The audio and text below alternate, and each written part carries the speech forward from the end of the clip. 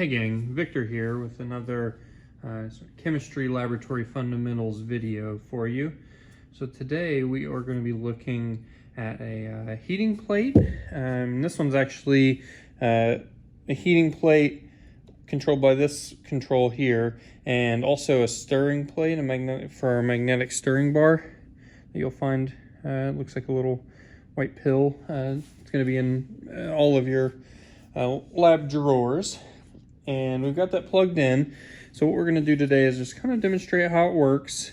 Pretty straightforward, but definitely going to be useful. A lot of chemical reactions we're going to be looking at over the course of both the semester and any future chemistry classes you look at are driven by heat. Most chemical reactions are more spontaneous, or at least happen more rapidly in the presence of heat. Any kind of dissolution or mixing as well can definitely be hurried along or done more efficiently with the introduction of heat. So we've got a beaker here filled up about 220 milliliters just with water, and we're going to set that on there, and we're going to set this heat just to about 3 here, and we're going to give that a minute to heat up. That'll definitely take a few minutes. So in the meantime, while we wait for that to happen, I'll sort of demonstrate here how the stirring bar works. So we've got our little magnetic stirring bar, and we just set that right in there, and you can sort of see it's magnetically attached right to the center of that. And if we turn this on, you'll see that start to spin. And that's going to be really useful if you have tricky solid substance that's not wanting to dissolve. This, and especially the addition of some heat, will generally speaking really help that move along. And if you need to, you can turn that up. The stir gets quite intense. If you turn it up too much, it'll sort of start to sputter and splash, which you definitely don't want if you're working with a liquid that's been heated up. But yeah, so you can turn that, and that will start to create a little bit of a vortex there. And now all we have to do is wait for the heat to get into action. All right, so we've given it a couple of minutes here, and now we're back. I did turn the heat up slightly in the interim just to get our process moving along. But as you can see, our water, which started at room temperature, has started to warm up significantly. There's some steam forming as we speak on the sides of the beaker there, and you can see a little bit of sort of swirling of the water in the beaker, and that tells me that we are likely to start to see a boil pretty soon. Now, not all, in fact, most of the experiments that we'll perform using these hot plates won't require the liquid to be brought up to a boil.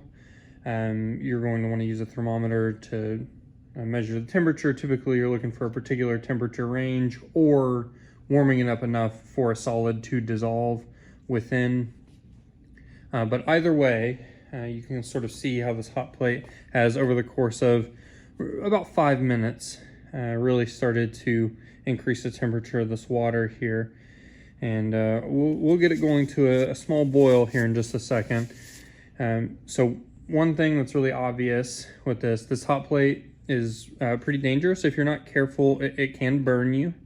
You know, it's not an open flame or anything, but it will be hot. The beaker, the liquid will be hot. Anything that came in contact will be hot. So once we finish this, we're going to want to let this cool off. If I do need to transport the liquid while it's still really warm, I'm going to want to make sure I use proper protective gear, either some metal clamps that I can safely pick that up, or if there are any kind of like gloves that heat resistant, things like that, depending on what your laboratory has access to. Otherwise, you're going to want to make sure that it's plenty cool before you touch it to avoid any sort of burn or anything like that. We can see now at the bottom of the beaker those bubbles really starting to form for our boil. So we'll get a little bit of that boil going before I end the video. But yeah, this continues to be a really useful method, you're going to see both heat and cold are pretty essential components of a lot of our chemical reactions. They're going to enable us to do a lot of things that are either not doable at room temperature or take so long to do at room temperature that they're not really practical, things like that. Whereas suddenly the addition of a little bit of heat, some kind of temperature change will really move those along a lot more rapidly. And yep, we can see those bubbles starting to form pretty strongly there, that steam coming off of the water. And the bubbles starting to come up. I think that we'll end it there, and I'll go ahead and get this turned off and cooled down. But hopefully this was a helpful demonstration on sort of how to perform a pretty simple but really essential part of our chemistry experiments. And y'all have a great day.